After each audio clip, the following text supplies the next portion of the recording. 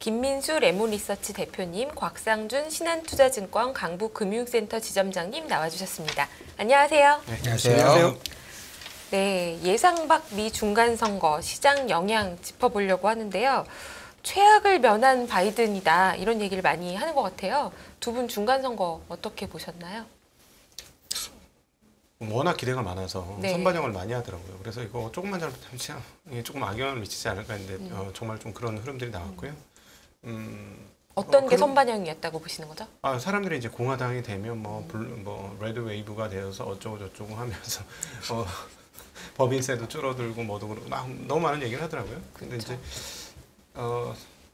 근데 이것은 한국 입장에서는 뭐 그렇게 중요한 뉴스는 아닌 것 같고요. 미국 입장에서도 사실 그렇게 크게 영향을 오랫동안 끼칠 이슈는 아닌 것 같습니다. 네. 대표님 혹시 어떻게 보세요? 뭐 한 일주일 전부터 떠들었잖아요. 근데 혹시 위원님은 동네 국회의원 이름 아세요? 모릅니다. 모르시죠? 전 모릅니다. 예. 네. 아는데 모르신다고. 진짜 몰라요. 네. 네, 진짜 모르요. 저도 기억이 안 나요. 네. 이 얘기 막 들어보는데 잠깐만 우리 구의 국회의원은 누구지? 뭐 이런 생각이 들어가지고 찾아보고 싶지도 않더라고요. 일단. 네. 네. 근데 예 남의 나라, 그러니까 저 먼 나라 국회 상원 하원까지도 다 챙겨야 되는 저희 주식 투자의 비애가 이렇습니다. 뭐 소국이다 보니까 그렇겠죠. 네. 근데 중요한 거는 뭐 항상 그렇잖아요. 정치적 이벤트가 시장에서 미치는 영향이 일단 다른 것보다도 정치적인 거는 좀 한계가 있는 것 같아요. 그래서 뭐 이번에 또 12월 6일 가서 뭐 중간선거 다시 재투표해야 된다고 뭐 하는데 그런다고 해서 지금 나왔던 뭐 큰 흐름들이 뭐 바뀔까요? 가장 중요한 거는 그건 안 바뀔 것 같습니다. 뭐 이렇고 저렇고 한다고 하더라도 지난 트럼프 대통령 공화당 때부터 중국 때리기 시작했고 민주당도 그냥 이어받고 이게 기조가 뭡니까? 아메리칸 퍼스트. 네, 이건 안 바뀔 것 같습니다. 그러면은 그 기조 그대로, 그러니까 미국의 국익에 원하는 게 뭘까? 그러니까 어떤 이슈가 생긴다고 하더라도 그들의 국익에 맞춰서 모든 판단을 해야 될 것 같아요. 그게 앞으로 일단 중국이 좀 힘을 못 쓸 때까지, 그때까지는 계속 그럴 수밖에 없다라고 하게 되면 앞으로도 이제 그게 중심으로 뭘 해석해야 되지 않나. 근데 이슈는 그냥 그런 것 같습니다. 네. 벌써 타이틀이 예상밤이 중간선거 시행 영향하는데 벌써 답을 내주셨네요. 영향 별로 없다. 별로 없다. 두 분 다 이렇게 생각하시는 거죠? 그거 말고도 신경 쓸 게 얼마나 많은데요. 머리 아파 죽겠어요. 근데 사실 미국 중간선거 이후에는 항상 미국 증시가 올랐다고 통계적으로 1년 정도는 네. 그렇게 되어 있죠. 근데 이제 뭐 통계적으로 그런 거는 올해는 특히나 워낙 많이 빠졌으니까 더더욱 그러지 않을까 기대는 있는 것 같아요. 근데 그거랑 영향은 또 다른 거니까 그렇게 볼 수 있을 것 같습니다. 좀 놀라운 게 최근에 항상 선반영이 빠른 것 같아요. 그걸 예상하면서 다우존스 지수 올라간 거 보면 적지 않게 꽤 올랐거든요. 그래서 이미 미국 시장이 중간선거에 올라야 되는 부분의 상당 부분을 선거 전에 올린 게 아닌가. 제가 그래서 아까 다우존스 얘기하셔서 그런데 다우존스랑 우리나라가 지난 20여일 동안 1, 2등이에요. 수익률이 한국 코스피 200이라가 MSCI 코리아 기준으로. 근데 나스닥은 오른 게 진짜 거의 없거든요. 네. S&P도 뭐 별 10주그리 하고 그럼 결국은 예? 뭐라고요? 이게 다우만 오르고 한국만 오른 거를 중간 선거의 선반영이라고 해석하기가 되게 어렵더라고요. 왜냐면 한국 원래는 나스닥이랑 같이 움직였던 나라인데 이번에는 약간 다우랑 같이 움직였잖아요. 네. 요거를 중간 선거에 맞춰서 해석하는 건 아닌 것 같은데 다르게 해석하면 혹시 어떨 것 같으세요, 대표님? 저는 요즘 미국 증시 보면서 그냥 그런 자세한 거 모르겠고요. 그냥 중간선거야 뭐 앞서 지점장님 말씀하셨듯이 선반영 됐고 거기서 그냥 지나갈 거 빨리 지나가라 이런 느낌인데 요즘 보면서 되게 특이한 것 중에 하나가 미국 시장에서 혹시 위원님 미국 시장 전문가시지 전문가. 네. 책도 저렇게 딱 써서 올려놔 있으신데요. 그럼요. 미국 주식은 한 의원님 책을 봐야 네. 돼요. 네. 그럼 요즘 미국 증시에서 네. 어떤 섹터가 가장 눈에 들어오세요? 요즘이요? 네. 요즘은 뭐 특별히 어떤 sek터 어제는 태양광이 좀 그런 났었다. 어제 하루는. 네. 요즘은 그냥 진짜 다우에 있는 종목들만 대형 종목만 뒤에다 올라요. 대형 IT주는 안 빠지고 해. 네. 저는 눈길이 가는 게 네. 제약 바이오 섹터거든요. 바이오는 바닥에서 많이 올랐습니다. 네. 많이 올라갔죠. 네. 근데 이게 또 대형 제약사 같은 경우도 화이자 얘기하는 거 보면 내년에 그 우리가 지금 백신을 산 줄 알았지? 라고 보여주면서 19개 보여준다면서요, 파이프라인을. 많습니다. 네. 다 그래요. 예. 근데 그렇게 자신 있게 그러니까 실적 발표하면서 자신 있게 얘기한다는 게 그러면 제약바이오 쪽에 대한 이쪽이 그러니까 살아있는 쪽이고 계속 신고가 영역 쪽에 계속 머물러 있고 그러면 어차피 그렇게 비슷하게 간다라고 하게 되면 우리도 그거 따라가야 되지 않을까요? 네. 그래서 섹터는 그쪽 좀 그래서 보다 보니까 한국의 제약사도 아마 각도기 지점장님 좋아하실걸요? 제약 좀 한번 보세요. 처참하게 빠진 거 많습니다. 네. 근데 실적은 똑같거나 더 증익된 회사들이 많아요. 근데 주가는 저 밑에 보다 보니까 제가 제약사 보통 볼 때 일단 돈 그냥 꾸준히 버니까 뭐 PR 20배, 25배 기본으로 줬던 회사들 많거든요. 지금 10배가 안 되는 회사들 널려 있습니다. 네. 이런 거 봤을 때는 만약에 그들이 그렇게 가기 시작한다고 하게 되면 저희도 따라가지 않을까요? 이런 쪽이? 이상입니다. 괜히 그냥 이게- 점프 해버렸습니다. 아닙니다. 괜찮습니다. 오랜만에 김민수 대표님 새로운 섹터를 지금 관심 있게 보신다고 말씀하신 것 같아요. 좀 맨날 무슨 구닥다리 섹터만 얘기하시는. 아니 그건 아니고요. 대표님 보면 저는 LG 에너지 솔루션이랑 약간 그쪽 여쭤보고 싶어가지고. 제약 바이오라고 하시면 이것도 네. 되게 영역이 다르죠, 갈리거든요. 다르죠. 예. 미국도 바닥에서 많이 올라온 건 바이오가 더 많이 올라왔지만 네. 전체 주가는 일반 제약사가 더 괜찮아요. 맞습니다. 왜냐면 안정적이니까. 근데 네. 우리나라도 제약사가 있고 바이오가 있잖아요. 네.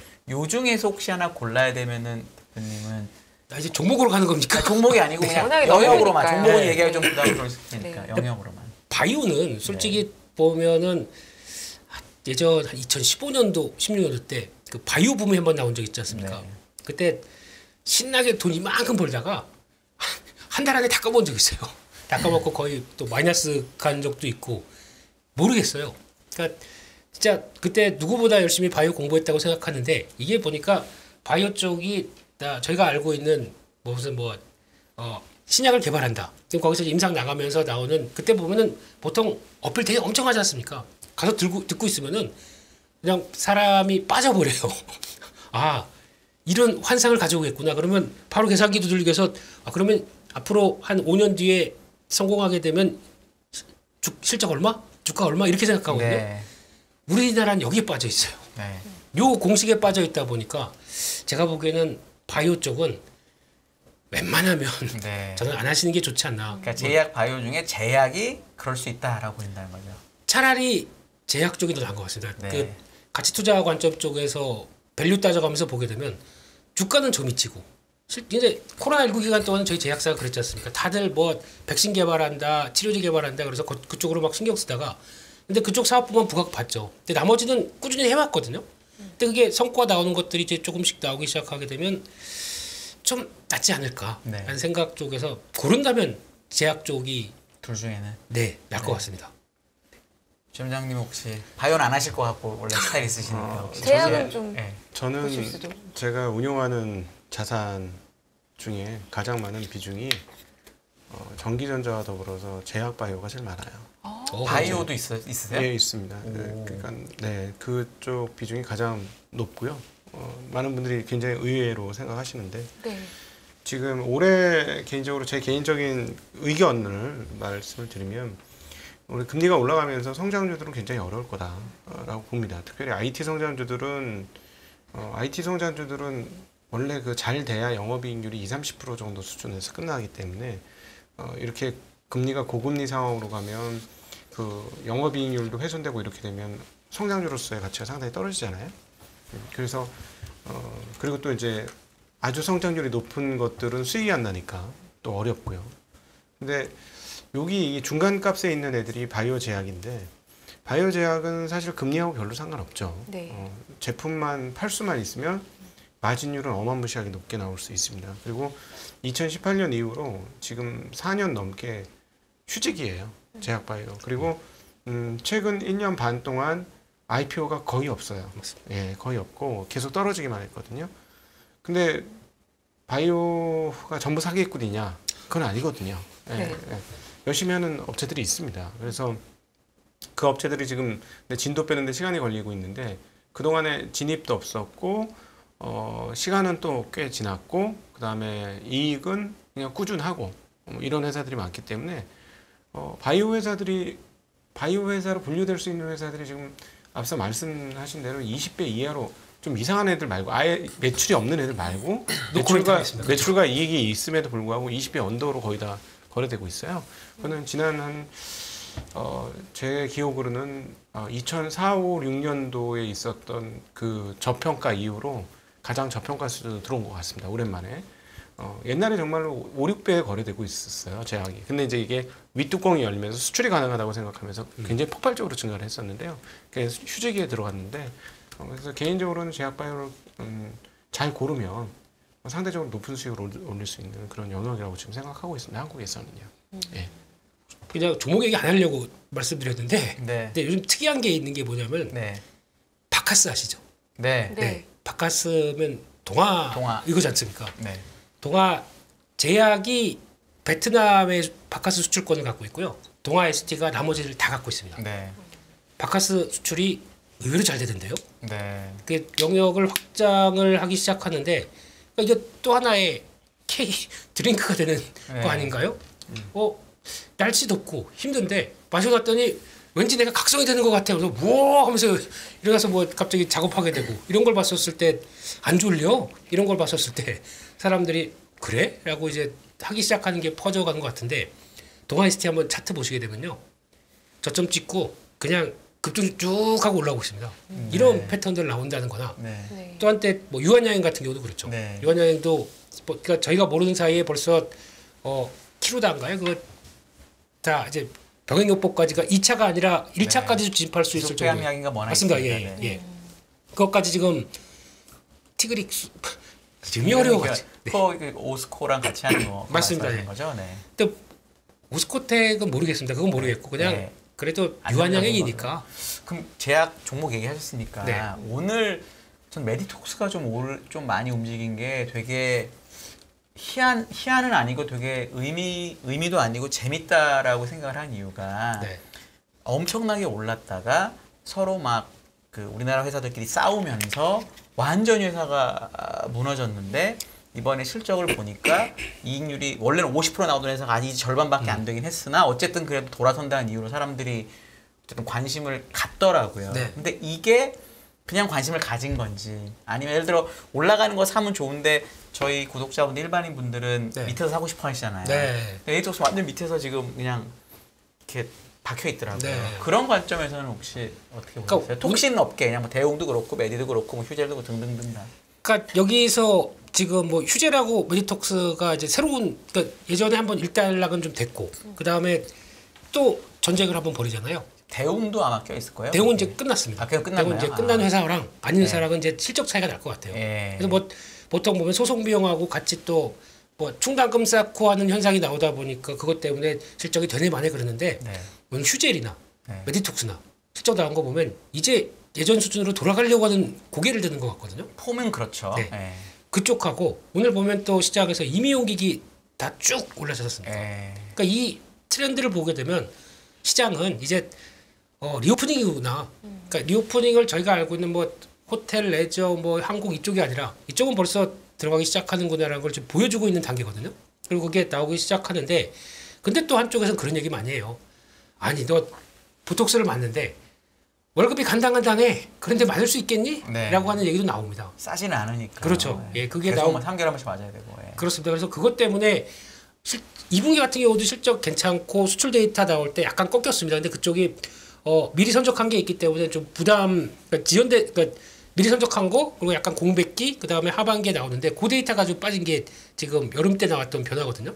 근데 그걸 다 안꾸래도 그때 많이 나왔던 얘기가 그거예요. 만약에 경기 안 좋아지게 되면 이것도 소비재다 라는 쪽으로 해석했는데 막상 뚜껑 열어보니까 잘 나왔어요 다들. 그럼 이것도 그러니까 요 섹터들은 다시 봐야 되는 게 아닌가라는 생각은 드는데 근데 제가 보기엔 뭐 또 오르니까 이런 얘기 드리는 거죠. 아 오늘 꽤 올랐던데요. 저 숫자를 보고.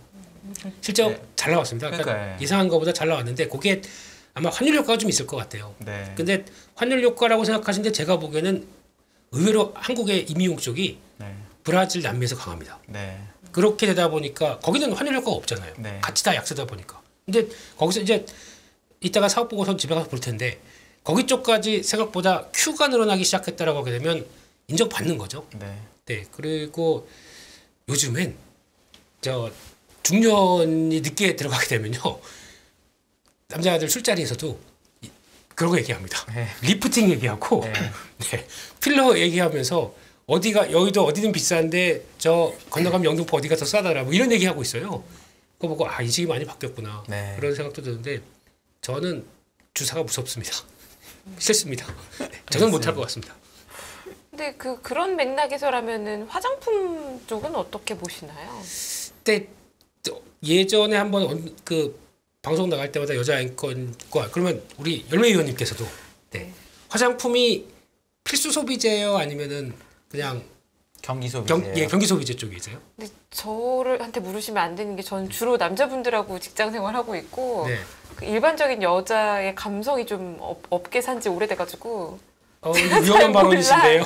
진짜로 제가 잘 몰라요. 그래서 그 화장품은 네. 사실은 한국은 너무 작은 시장이에요. 그렇죠. 중국 시장이 열려야 되는데 지금 중국 시장에서 브랜드 가치가 하락을 하면서 중국 시장에 꺾였고 또 하나 세계에서 제일 큰 ODM 업체가 사실 한국 업체입니다. 네. 그 ODM 업체가 다 중국에다 팔고 있어요. 그러니까 중국의 주요한 화장품 업체가 다 한국 ODM 업체 거를 쓰고 있거든요. 코스맥스랑 콜마랑 뭐 네. 이런 데 말씀하시는 거죠? 주로 이제 네. 코스맥스가 코스맥스. 더 네. 중국에선 사업을 자리를 잘 잡았고, 근데 이제 뭐 중국이 일단 셧다운을 하고 있으니까 안 팔리는 게 있고, 또 하나 자체 브랜드가 많이 올라오니까 한국 거에 대한 수요가 옛날만큼 같지 않은 거예요. 그리고 또 한번 이번 코로나 사태를 통해서 브랜드 가치 훼손이 저는 좀 됐다고 생각하는데, 왜냐하면 잘 아시다시피 어디죠? 면세점이 아니에요. 그냥 상사가 돼버렸어요. 이번 코로나를 통해서. 네. 그래서 그 딸공들한테 어마무시한 할인 판매를 했습니다. 그렇게 했기 때문에 제가 보기에는 브랜드 가치도 상당 부분 훼손이 됐고, 그러면 중국에서의 판매가 예전과 같을 것이냐, 어려울 것이다라고 생각하고 그게 지금 주가에 반영되고 있는 네. 상황이라고 판단을 합니다. 예. 말씀하시는 걸 들으니까 이게 네. 아까 처음 바이오 헬스케어로 시작을 했는데 그래서 이제 제가 화장품까지 가게 된 거였던 중간에 이제 리오프닝 말씀하셔서 그랬는데 네. 이게 그냥 섹터로 봐서 얘기할 수 있는 게 아니네요. 각각 종목마다 아까 말씀하신 동아 그 회사도 네. 전혀 다른 모멘텀이 있는 거고. 그렇죠. 근데 네. 어차피 지금 연합인포맥스는 다 열린 토론을 지향하는 네, 거 아닙니까? 맞아요. 네. 근데 그러다 보니까 포트에서 상당 비중을 차지한다고 하셔가지고 각도기님이 좀 더 주목하고 계신 거는 또 있을까요? 네, 아까 말씀하신 그 기업들은 제가 아주 너무 잘 알고 있는 회사들이라서 네. 그냥 개인적인 의견으로만 네. 간단히 설명을 드리면 그 회사들도 이제 해외 수출이 증가를 하고 있는 것들입니다. 그 보톡스 회사들 사실 국내 시장은 지금 완전히 흙탕물 돼서요 마진이 없어요. 실제로 그 의사분들한테 들어보면 한 방 맞는 그 한도 쓰라고 해야 되나요? 네. 그거 작은 게 10,000원이면 원가가 10,000원이라는 거예요. 네. 그것도 이제 큰 병으로 하면 더 싸게도 할 수 있다. 그러니까 이미 물이 좀 흐려진 상태라서 업체들도 필러나 이런 것들은 거의 남는 게 없다. 그리고 톡스도 마진이 너무 박하다. 이렇게 되는데 이제 이 회사들이 앞서 김 대표님이 말씀하신 것처럼 해외에선 장사를 상당히 잘하고 있습니다. 특별히 말씀하셨던 남미 쪽에서는 물건이 없어서 못 팔고 있는 상황이고요. 그다음에 이제 미국 진출도 가시화되고 있어요. 물론 이제 미국 진출 관련해서 이제 법적인 이슈가 아직 좀 남아 있긴 합니다만, 휴재 같은 경우 이제 미국에 진출을 하려고 하고 있고, 이미 대웅제약은 상당히 진행을 하고 있고, 지금 네. 많이 진행했습니다. 네, 네. 네, 많이 계속 판매와 매출이 늘고 있고요, 미국에서. 그리고 그 메디톡스 앞서 말씀하신 그 회사는 24년도를 기점으로 미국에서 상당폭 매출이 일어날 가능성이 있는 이제 진행하고 있으니까, 그래서 이 업체들의 그 해외 수출 성장이 상당히 이루어지고 있기 때문에 그런 측면에서는 향후에 그동안에 이제 국내에서 진흙탕 싸움을 했던 것이 이제 해외로 넘어가니까 좀 상황이 바뀔 것이다라고 보고 있습니다. 네. 네. 해외로 많이 나가면 충분히 네. 이 톡신이나 필러 쪽은 화장품, 그러니까 이런 그림일까요? 그러면 우리나라 화장품 회사들이 정말 엄청나게 오를 때는 결국 중국에 우리가 많이 팔 수 그렇죠. 있다는 걸 몰랐잖아요. 네. 그럼 지금 톡신의 이 움직임이 한국에서만 하다가 해외로 나가는 초창기의 화장품하고 그림이 비슷하다라고 봐도 될까요? 안 될까요? 그 화장품처럼 폭발적일지는 모르겠습니다만 충분히 가능하다고 보고요. 근데 지금 문제는 뭐냐면 한국 업체들끼리 너무 치열한 그게 경쟁을 하고 문제입니다. 있어요. 네. 그게 우리나라는 그게 좀 문제더라고요. 네. 누가 빼갔네, 누가 안 빼갔네, 그거부터 이제 싸움 나오기 시작한 거지 않습니까? 그 균 자체가 네. 우리 거네 아니네, 네. 그거부터 나오기 시작했는데 미국 회사가 뭐죠? 그 엘러간. 엘러간. 엘러간 외에 그러니까 FDA 승인 받고 어느 정도 성과 내고 있는 회사는 다행히도 네 우리나라 업체들하고 미국에 2개인가밖에 없습니다. 이런 상황 쪽에서 이제 중국 업체들이 나오긴 했거든요. 근데 중국은 이제 자기네 거 선정해서 자기네 기준을 받았죠. 그래서 이쪽을 키우느냐 마느냐 했는데 요거 키우느라고 한국 거를 또 한번 싹 퇴출한 적이 있었어요. 네. 그 장벽을 높이느라고. 그래서 그 뒤로도 별로 관심 없. 중국 어떻게 되는지 모르겠습니다만. 근데 그런 쪽에서 우리끼리 막 싸우고 있다 보니까 시장이 앞서 말씀하셨듯이 작은 시장 가지고 그러고 있는 것보다 나가자 이렇게 해서 나와서 성과 지금 현재에서 그나마 성과 지금 차례차례 보이고 있는 게 대웅제약인데요. 네. 대웅제약이 나보타로 나보타. 끌고 나가기 시작하면서 나왔던 게 벌써 준비를 1년 반 전부터 했었습니다. 그러다가 아예 로열티 지불하고 만든 회사가 에볼루스라고 하는 네. 미국의 회사가 있는데 판매 회사가 있는데 거기서 나가기 시작하면서 잡히는 게 상당히 잡히는데 좀 에볼루스가 잡히는 게 좀 늦더라고요. 그래서 그 실적 반영이 잘 안 됩니다. 주가는 한번 기대감 때문에 움직였다가 또 정체 뭐 이렇게 되어 있는데 이거 나올 때가 됐거든요. 그럼 이제 이런 거와 함께 대웅제약도 같이 변화는 되겠죠. 네.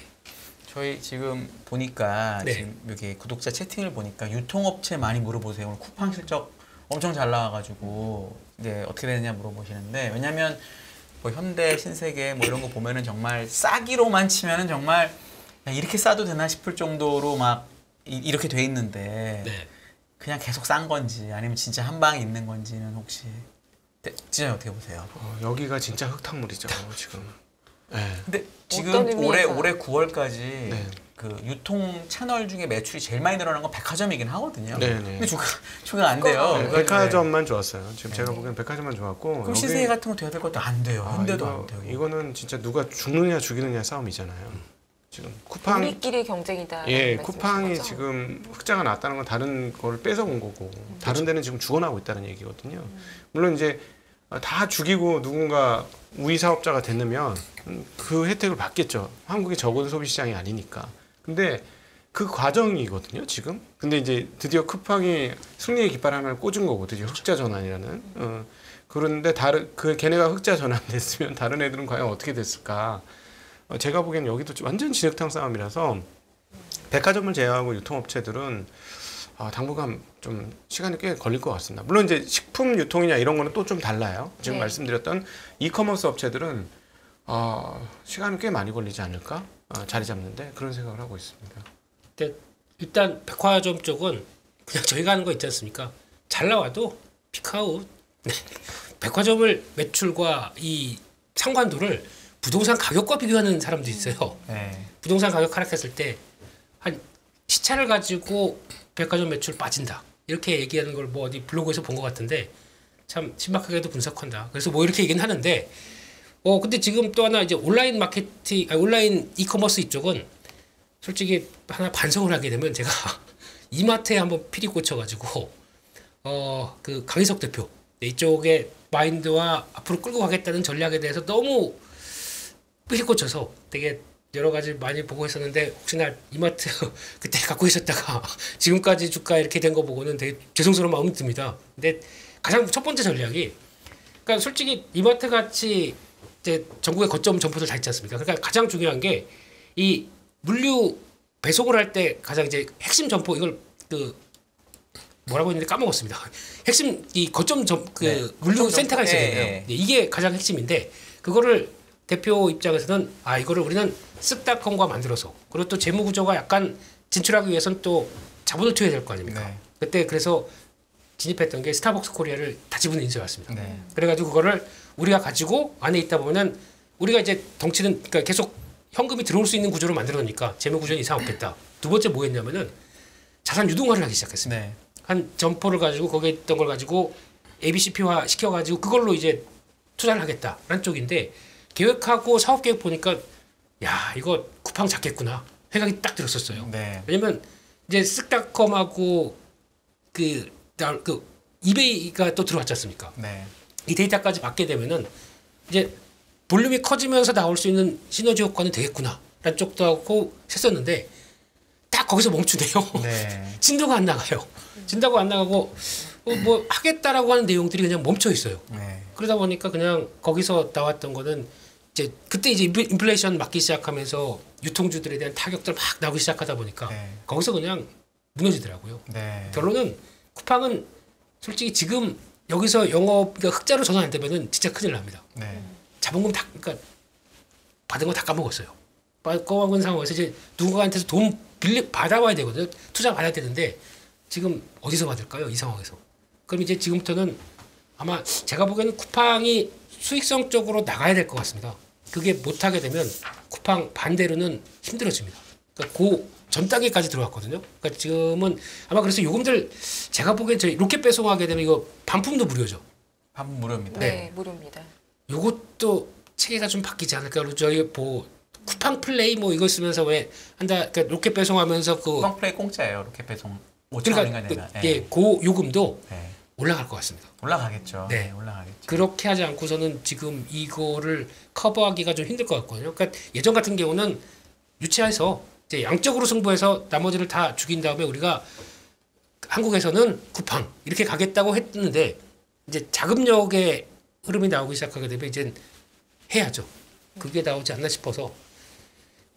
그리고 전 쿠팡을 안 쓰거든요. 죄송합니다. 다른 유통주는 그럼 당분간 좀 희망이 없다로 그냥 결론이 나는 건가요? 그러니까 뭐 롯데든 신세계든 이마트든 뭐 이런 것들. 뭐 자산이 좋은 회사들 자산 가치 대비 너무 많이 빠진 주식들이야 이제 반등 어떤 그 많이 떨어진 것에 대한 반등은 있을 것 같고요. 산업적인 측면에서는 시간이 더 필요한 것 같습니다. 네. 예. 너무 경쟁이 치열해요. 우리가 이제 투자할 때 어떤 독점적인 영역을 갖고 있는지를 보잖아요, 기업에. 그걸 우리가 해자라고 표현하는 거죠. 경제적 해자가 있는 네. 얘기죠. 근데 이거는 지금 해자가 다 무너지고 그냥 벌판에서 러시아 벌판에서 창 들고 싸우듯이 그냥 싸우는 상황이라서 조금 뭔가 정리가 되는 상황까지 좀 지켜봐야 되지 않나 싶습니다. 저도 좀 와닿긴 하네요. 저는 이마트도 쓰고 쿠팡도 쓰는 입장에서 양쪽의 경쟁이 얼마나 치열한지 느껴요. 이쪽에서 쿠폰 주면 이것도 한번 써봤다가 이쪽이 배송이 빠르니까 이것도 써봐서 사실은 아직 경쟁이 제 마음이 어느 한쪽으로 확 가지 않거든요. 편한 거를 쓰고 있는 상태니까 그런 측면에서 주식하시는 분들은 한쪽이 경쟁 우위다라는 판단이 서기 전에는 좀 아직은 치열하다 이렇게 볼 수도 있겠네요. 근데 그 과정에서 네. 지금 떠오르는 거 하나가 편의점 같아요.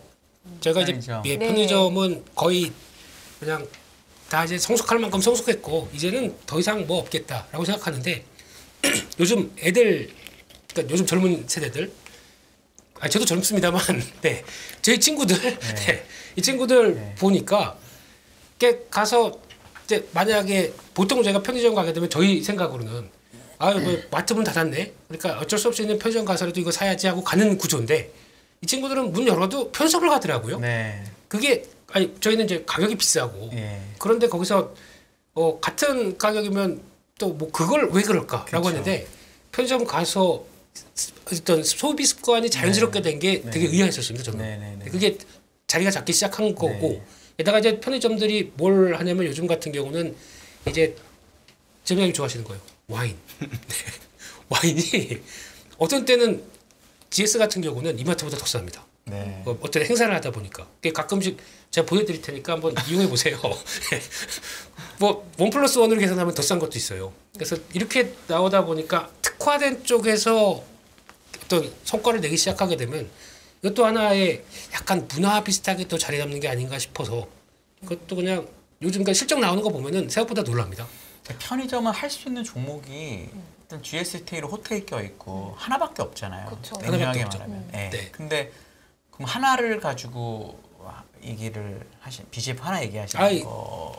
유통업을 얘기를 하다 보니까 네. 근데 이게 편의점 다 좋은데 너무 대상이 적어가지고 그렇죠. 그게 참 네. 그렇더라고요. 네. 그러면 희소성이 있는 건가요? 희소성이 있을 수도 있죠. 좋으면 그거밖에 없으니까. 네. 근데 이제 대형 종목들이 워낙 밸류에이션이 싸니까 상대적으로 또 그런 부담도 편의점도 있어서 싸긴 쌉니다. 네, 그래도 워낙 싸니까요, 대형주들이요. 편의점도 많이 쌉니다. 네. 다른 섹터도 좀 얘기를 해봤으면 좋겠어요. 지금 외국인들이 최근에 한 달 동안 삼성전자를 2조 넘게 순매수하다가 오늘 좀 팔았더라고요. 네, 오늘 좀 팔았습니다. 20%좀 상승했다가 지금 이미 6만 1,000원대인가요? 근데 어떻게 보시나요? 오늘 판 거는 의미가 있는 건가요? 아니면은 별로 의미 없게 보시나요? 김민수 대표님?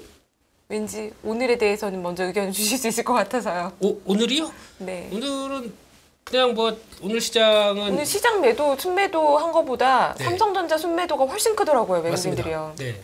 오늘은 그냥 단순하게 일봉 보면은 그냥 이렇게 거의 뭐 소형주 움직이듯이 두루룩 지수가 이렇게 움직였었으면은 만기일 때 보면 한번 상 쉬어갑니다. 근데 그게 징후가 약간 외국인들 뭐 주식 사면서도 풋옵션 매수한 거 보니까 오늘은 설마 그랬는데 그냥 자연스러운 조정 같고요. 이제 문제는 내일부터죠. 이게 그냥 오늘로서 그냥 해결한 거고 그러면 다음부터 내일부터 갈 길을 가겠다라고 하게 되면 모르겠습니다만 내일 때 또 조금 있으면 약 한 1시간 뒤에 또 발표될 2시간 10시 반에 10시, 예. 10시 서머 지금, 데일라이트 세이빙이 없어져가지고 1시 늦어졌습니다. 예. 이야 어쩐지 유학 간 딸이 네, 시간을 늦게 전화를 하기 시작하더라고요. 그래서 네. 학교 갈 시간인데 뭐 이렇게 봤더니 네. 서머타임 시작됐더라고요. 네. 예. 네, 그래서 아무튼 네. 그 이런 상황 됐었을 때 아마 질문이 뭐였죠?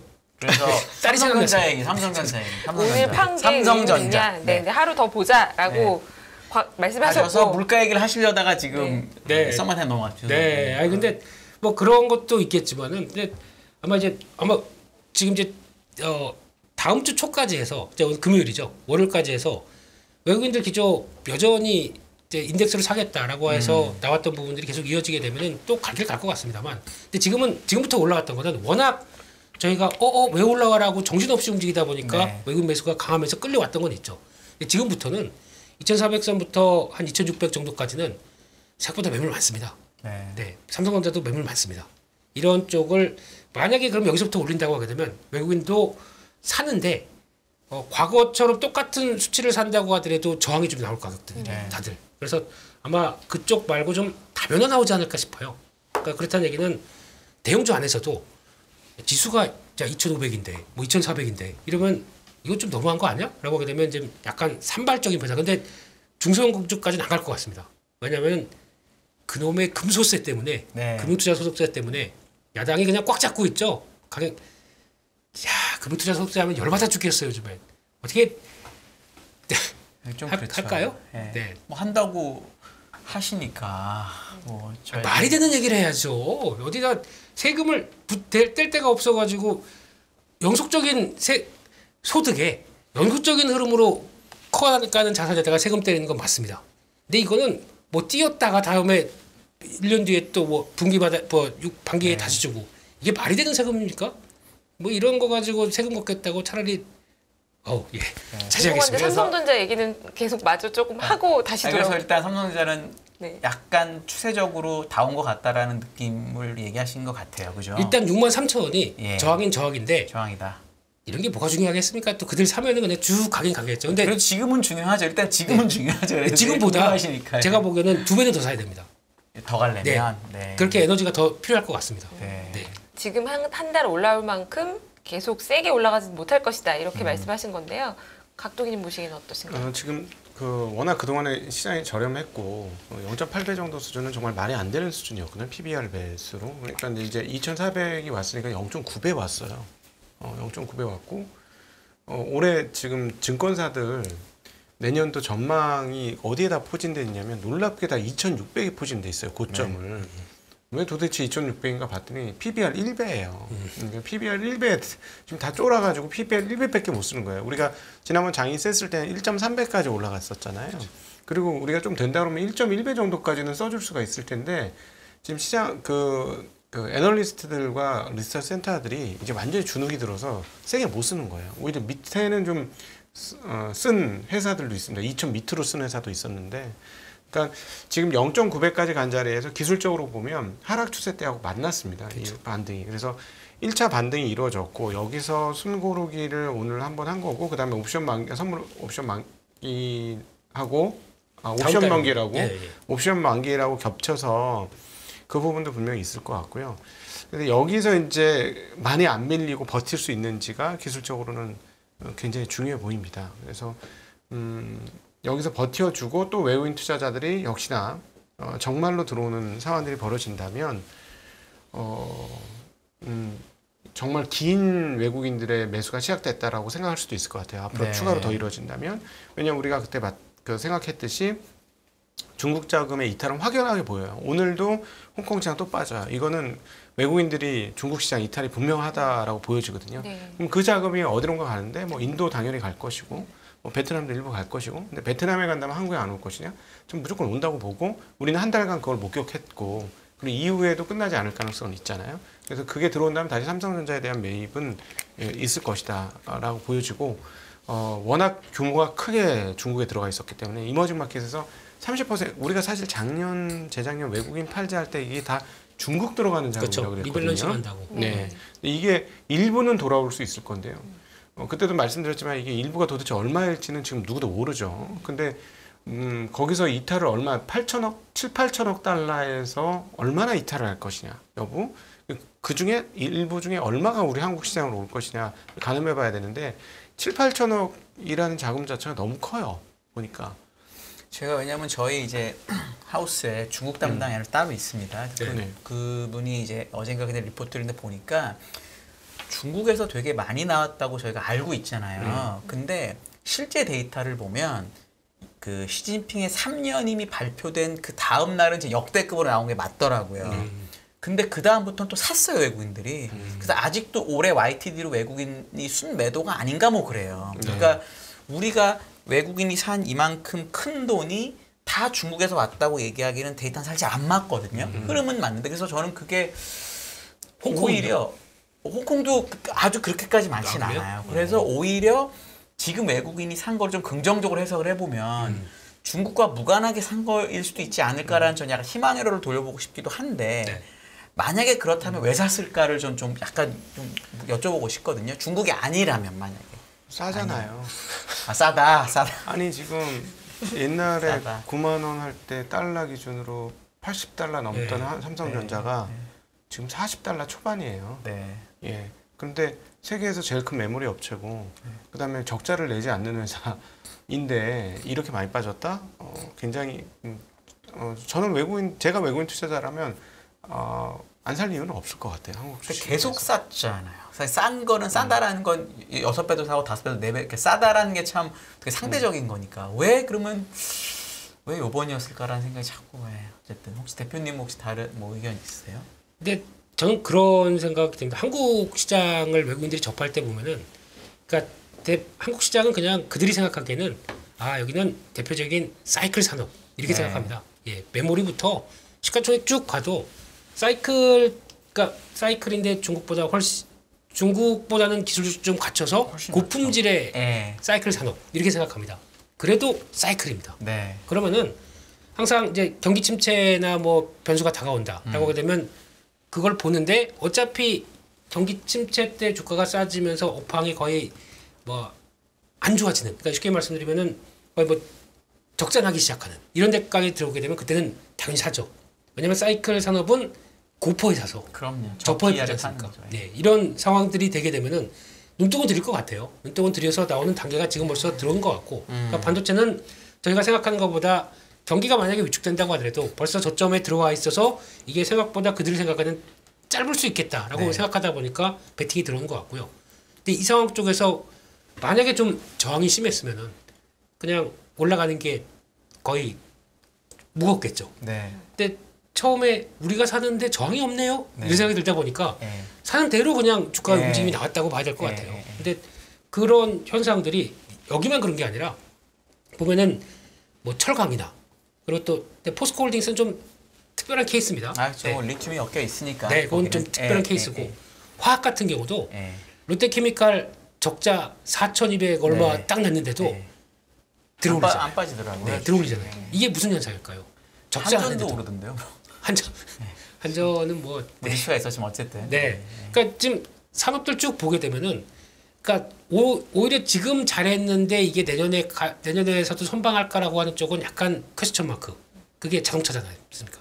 그거는 좀 체크해봐야겠다. 네. 네. 근데 지금 거의 바닥을 만들고 있는 업황 쪽에서 이런 거는 지금 사도 되겠네라고 하는 쪽의 변화들은 나오고 있다는 게 거기서 이제 출발한 게 한국 시장이 지점장님 말씀처럼 싸다라고 시작한 것 같아요. 예. 근데 그 두 분 말씀 들어보면 그 외국인들이 이번에 산 거를 중국하고 연관시키지 않아도 좀 더 살 수 있다라고 좀 어떻게 희망회로를 다시 한번 돌려보면 어떨까요, 선생님? 왜냐하면 일단 지금 안 좋은 얘기 너무 많이 하셔가지고. 예. 일단 환율적으로 봤을 때 네. 너무 많이 큰 약세였고요. 개인적으로는 그 채권 시장도 이제는 괜찮다고 봅니다. 한국 채권 시장이. 그래서 외국인들 입장에서는 달러 원을 감안해보고 그 다음에 이번에 또 저것도 돌아왔잖아요. 그 무역 수지도 돌아왔지 않습니까? 그래서 이런 걸 감안해보면 한국물 투자가 금리도 나쁘지 않아요. 실제로 콜금리 기준 콜금리 대비 국채금리라든가 다른 금리들이 좋습니다. 미국 하고 비교해서도. 그러니까 채권 시장으로도 외국인 자금 들어올 수 있을 것 같고 이제부터는 주식 시장도 워낙 많이 주가가 작년도 제일 많이 떨어진 국가 중에 하나잖아요. 작년 그렇죠. 올해 상반기까지 하면.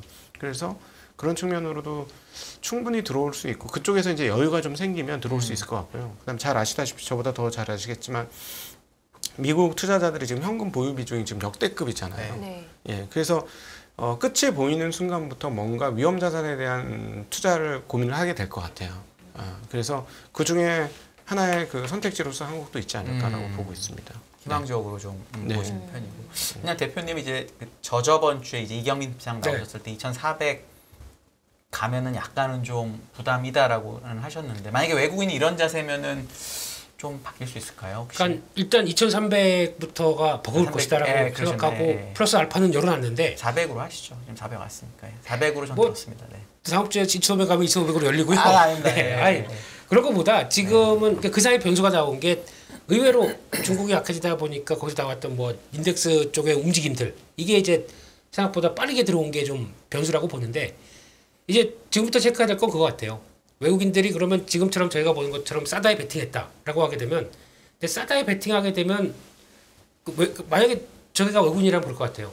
한국 시장 싸다. 그러면 일단 시총 상위 좀 담아봐. 네. 라고 하다가 그런데 그래도 시장 때문에 더 좀 좋은 거 없어? 이렇게 네. 나올 것 같아요. 그러면 좀 세부적으로 들어오겠죠. 그런 쪽에서 변화가 나오게 되면 이게 시장이 인덱스뿐만 아니라 시총이 코스피 200 안에서도 네. 뭔가 변화가 나온 종목들이 나올 겁니다. 이런 KTNG가 그런 케이스는 아닐 것 같지만은 이런 좀 특별한 케이스 쪽에서 움직이면서 주가 움직임이 나오는 거 있지 않습니까? 그건 사모펀드라고 한다고 하더라도 솔직히 사모펀드가 싸 보이니까 사는 거죠. 지난 20년 동안 자산 가치 그대로 반영 안 하고 나온 주가가 이 정도다라고 하게 되면 싸니까 사는 거겠죠. 그래서 계속 이슈 만드는 거겠죠. 자기들 엑시트 할 때 주가 올라야 됩니다. 네. 그러니까 성과 냈다 그러고 물론 이슈를 던져서 성과를 냈다라고 보여지지만 이런 쪽으로 약간 액티브한 쪽도 들어와야 돼요. 이제 그게 들어와야 되는 게 돼야 될 것 같고 그리고 또 하나 만약에 한국 시장이 싸다라고 생각하는데 어느 순간 또 이 정도면 됐네라고 하면 멈추겠죠. 네. 거기에 대해서도 봐야 되는데 네. 근데 지금 이제 올해까지는 그렇게 간다고 하더라도 내년부터는 이제 만약에 미국이 금리를 이제 어느 수준에서 이제 거의 다 왔다는 표현 하지 않습니까 저희가? 멈춰야겠죠. 네, 네. 근데 그게 빨리 올라왔어요. 네. 근데 빨리 올라오게 되면은 그에 따른 후폭풍들 있잖아요. 예. 실물에서 나오는 후폭풍들.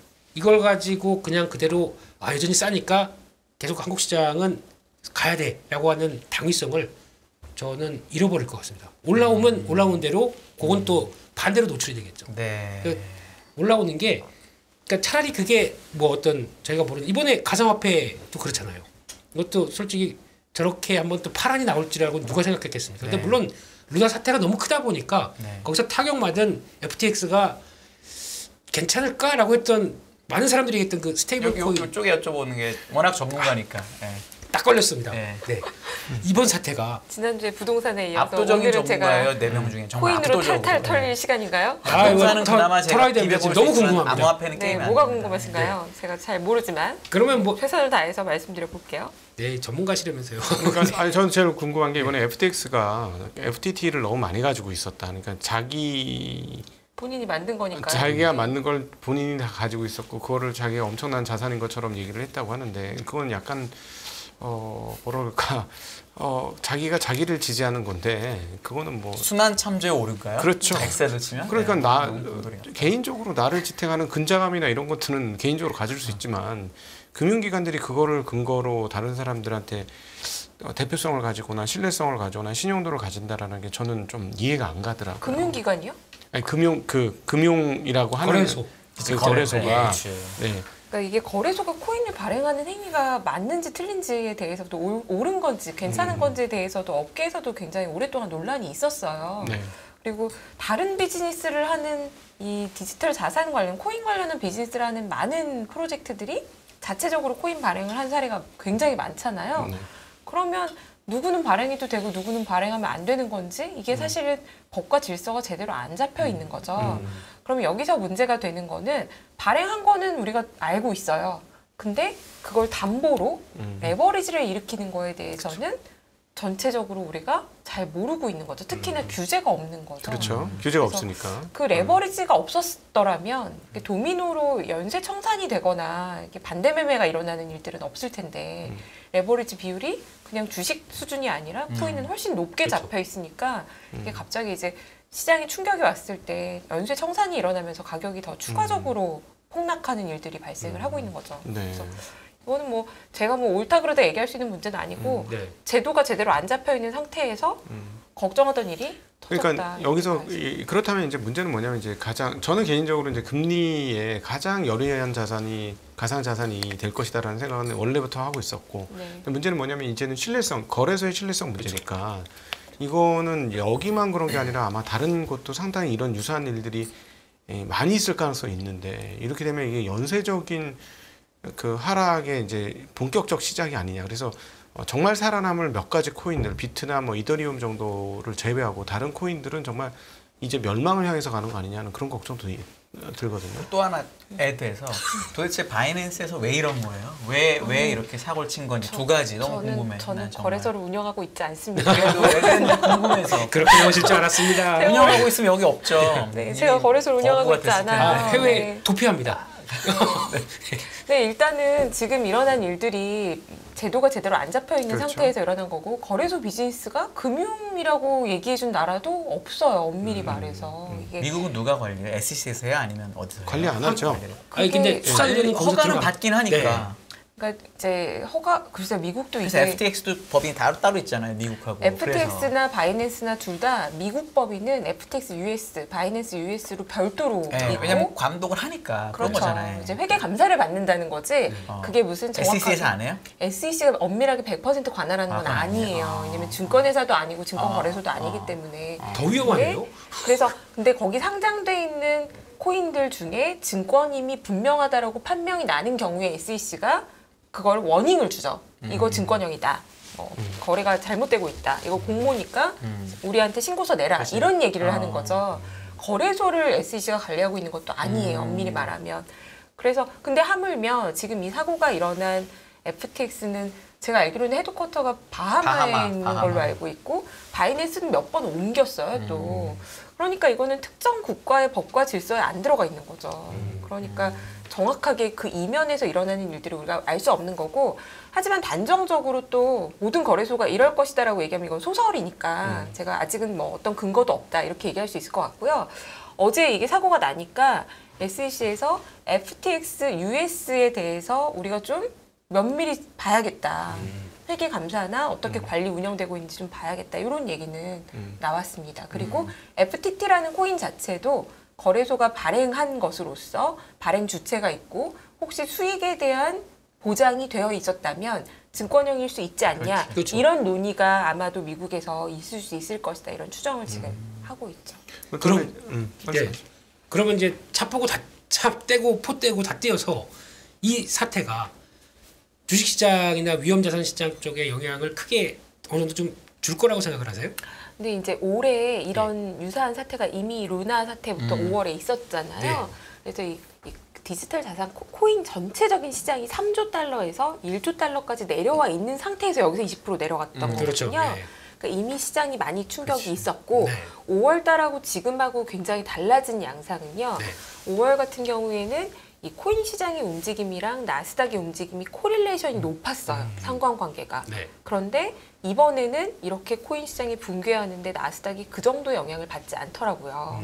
그래서 물론 관련 기업들, 네. 채굴업체 주가라든지 코인베이스 거래소 주가라든지 이런 거는 영향이 있었는데 전통 금융시장, 우리가 이제 몸담고 있는 전통 금융시장에 충격을 줄 만한 요인은 이제는 좀 아닌 것 같아요. 좀 분리된 시장이다라는 게 지금의 시각이죠.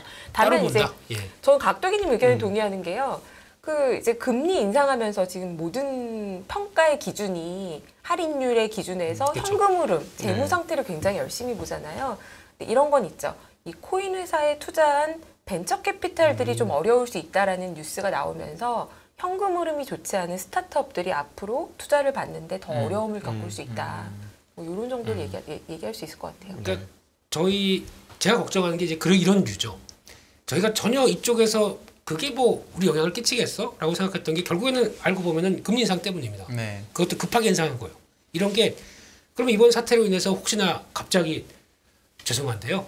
저희 재무에 비트코인을 좀 갖고 있었습니다. 이러면서 이게 갑자기 위축됐다. 라고 하게 되면 거기서 그래? 라고 하면서 또 나올 수 있는 이런 여러 가지 시나리오들이 나오기 그건 너무 소설로 가신 게요. 네. 갖고 있었다라는 게 몰래 갖고 있었으면은 없어져도 우리가 모르고요. 네.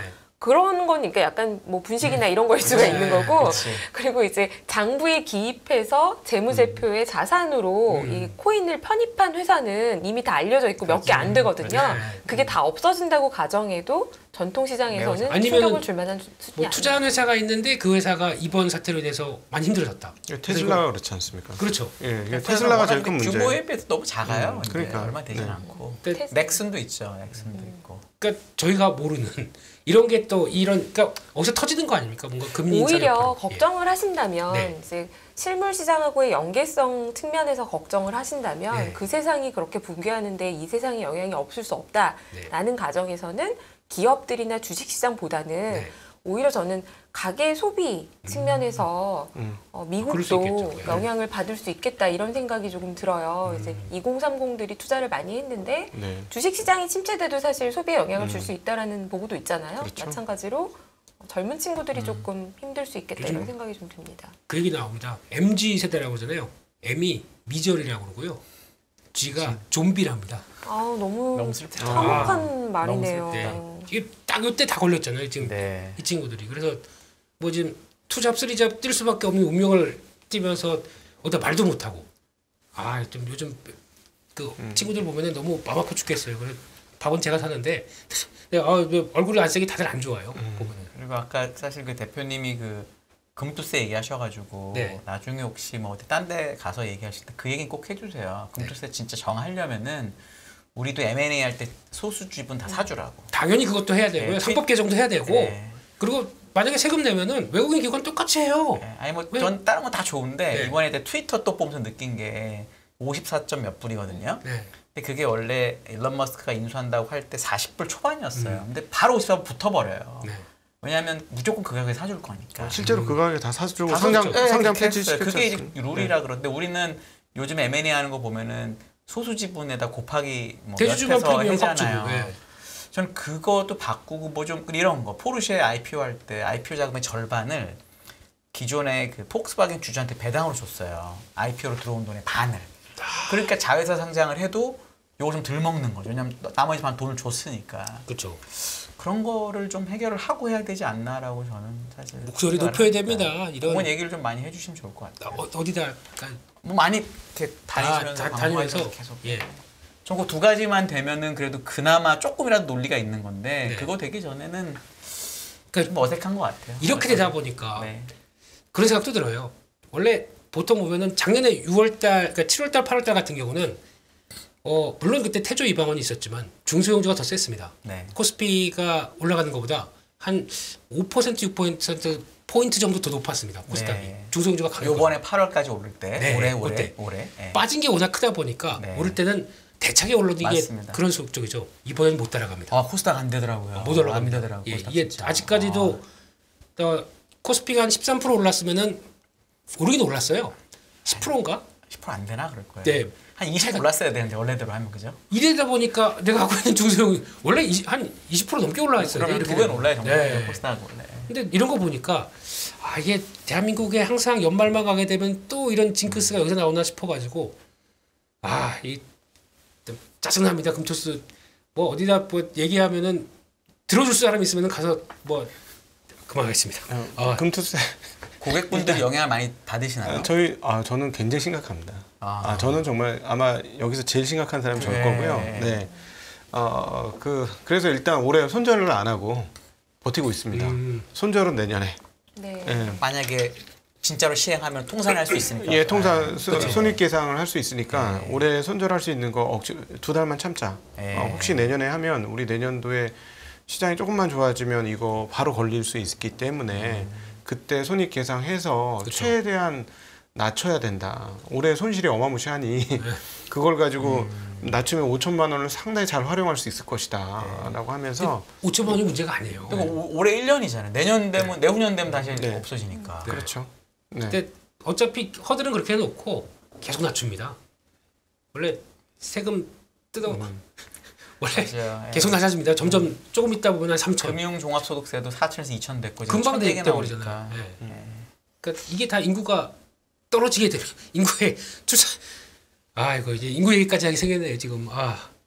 그래서 고객분들도 그것 때문에 막 좀 주식을 안 하려고 하시나요? 저는 이제 제가 관리를 다 하기 때문에 제가 고민이 많아요. 이걸 어떻게 하나. 한 20% 수익이 20% 날아가는 거니까. 네. 그렇죠. 네.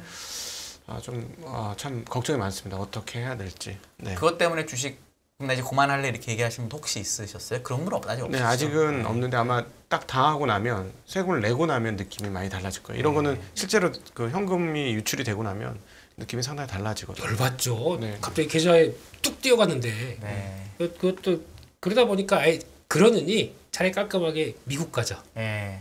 아마 내년에는 투자가 이렇게 나오기 시작하게 되면 많이 바뀔 겁니다. 그러면은 반대로 또 호가까지도 이제 100원 단위로 되게 촘촘하게 바뀐다면서요.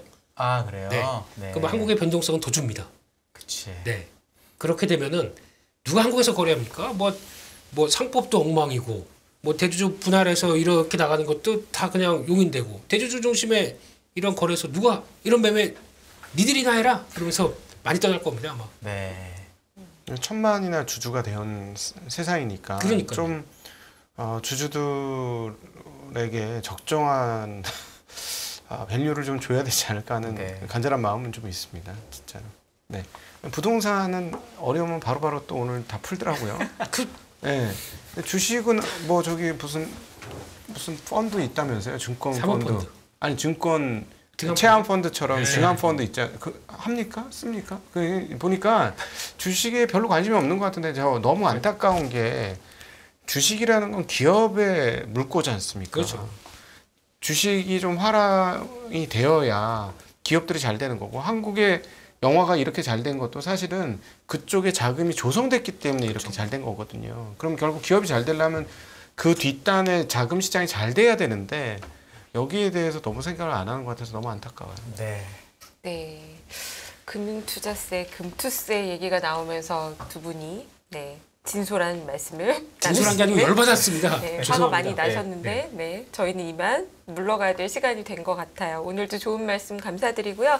김민수 대표님 그리고 각도기님이셨습니다. 감사합니다. 네, 고맙습니다. 감사합니다.